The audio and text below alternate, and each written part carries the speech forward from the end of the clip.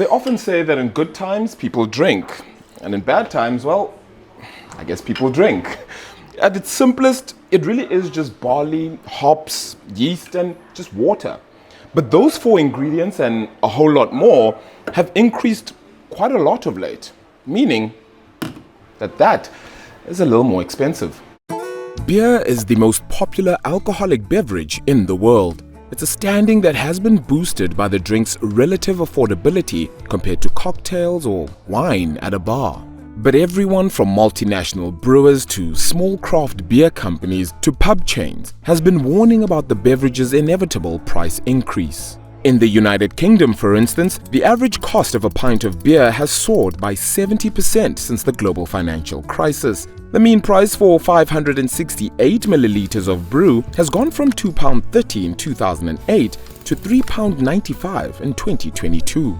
The cheapest pint was found in a pub in Lancashire in the northwest of England at £1.79. The most expensive? London, of course, where one unnamed pub was charging a whopping £8.06 on average. But London is far from the priciest place to buy a beer. It's the seventh most expensive capital according to One Beer Index, which analyzed the price of brew from local supermarkets and hotel lobbies. Tokyo, Bern, Paris, Beijing, Amman, and Doha top the list of most expensive places to buy beer, with a pint costing nearly $20 in Qatar's capital. Why? The short answer is inflation. The long answer extends from the cost of raw materials to the wages of the bar staff pouring your pint. Just look at these charts released by Heineken, the second largest brewer in the world. The costs of barley, aluminum, natural gas and paper are all going up, and Heineken told investors it's protecting its bottom line by passing on those costs to consumers. Prices are increasing all across the value chain. Francois Sonneville keeps a close eye on the industry for Dutch financial services company Rabobank. If we start with how beer is made, it's made from barley. The barley price has gone up and has doubled since 2021. There's two reasons for that. One is that the harvest in North America was really poor, driven by poor climate. So there was not much inventory to start with.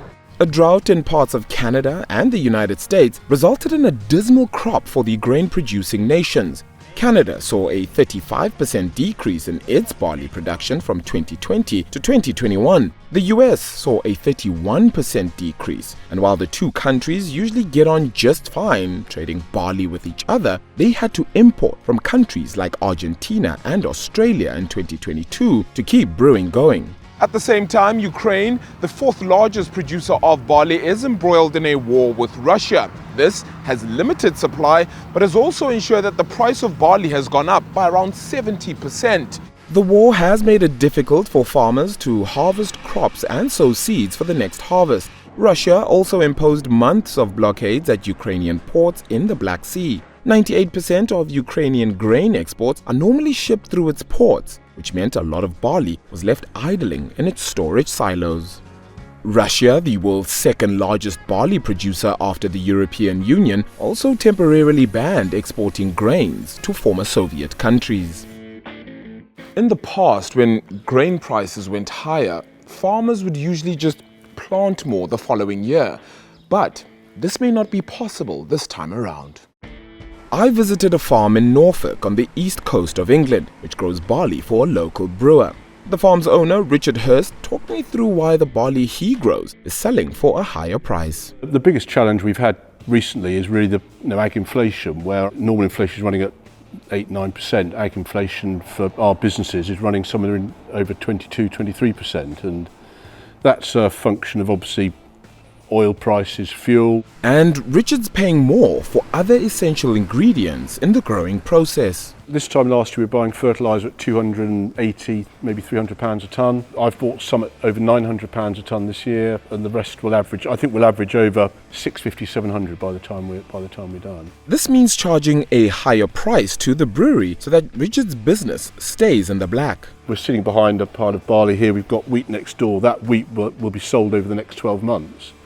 And I know what our growing costs are going to be, and I just hope that the selling price will be at a level that it is now. If not, we will be losing a lot of money. While the grain shortage means buyers are paying higher prices, barley costs only make up 5% of the total cost of beer. It's important to realize that barley is not the main cost element for a brewer. If you look at the brewing process itself, it uses a lot of energy, and the energy price has gone up.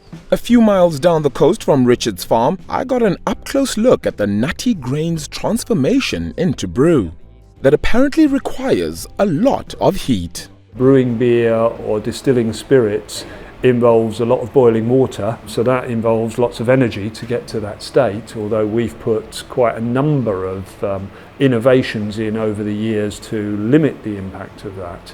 The global price of energy has soared to levels unseen for more than a decade as demand rebounded to pre-pandemic levels. Russia's invasion of Ukraine only made matters worse as Europe and other buyers of Russian gas and oil moved to wean themselves off their imports. There are some things that are so big that are hitting our business that we have no choice but to pass those price increases through.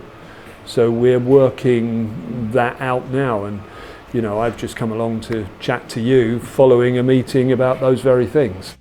Once the ale or lager has been brewed, it still needs to get to your local pub or grocery store, which means packaging and transporting the booze, both of which have been hit as well.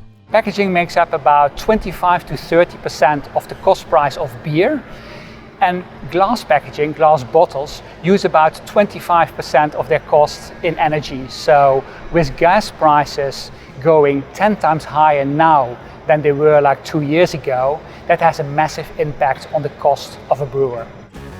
In addition to rising energy costs, glass and aluminum have been harder to source, driven by supply chain issues and the increased demand for canned and bottled beer as more people drank at home during the pandemic. Printed aluminum cans are even more difficult to source, which means some breweries will have to pay more for shrink-wrapped labels instead. Craft brewers are expected to be hit the hardest by these hikes because they don't have the advantage of being able to negotiate bulk prices, and some smaller brewers may struggle with getting supplies at all. And finally, at the very end of the chain is the person pouring your pint. The biggest cost that we have is our payroll, because the hospitality part of our business is a people-driven business. And the story was no different when I visited a London pub chain. There is a shortage of staff. A lot of people left the industry during COVID because of job security. A lot of Europeans went back to Europe to lock down with their families and haven't come back. We have to pay our staff a decent pay rise because they're also facing inflationary costs. Pub owners will certainly be a whole lot more keen to get these kegs to your favorite watering holes. But they're going to have to take on a lot more costs and inevitably pass that on to you and I, which means that every toast is going to weigh a little more heavy on the pocket. It's really challenging for pubs because we've been through 2 years of COVID. We want to encourage people to come back, but this inflationary spiral that's across the country is very, very challenging, and we have to consider putting up our prices to cover at least some of those costs. The number of times one goes out to pubs may even change. If you begin to track consumer sentiment, people are all feeling some anxiety about what's going on in the world, and that influences behaviour. We're certainly seeing people come out earlier in the evening, having their drinks, having their dinner, and then they're going back home. So, is there an end in sight? I guess inflation is always a good barometer. If inflation starts to come down, then maybe we will see a drop off. But I think for the moment, yeah, it's going to be tougher. There's going to be price rises.